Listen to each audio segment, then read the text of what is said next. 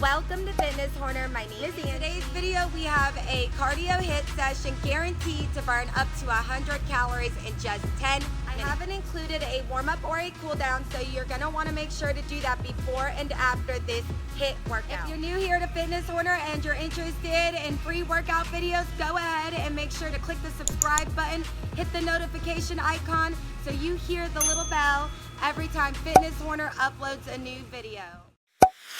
Okay, for today's exercises, we will be doing ice skaters, high knees, reverse lunges, pop squats, and finally, reverse bridges with a toe touch. 30 seconds, you guys. Get ready, set, go.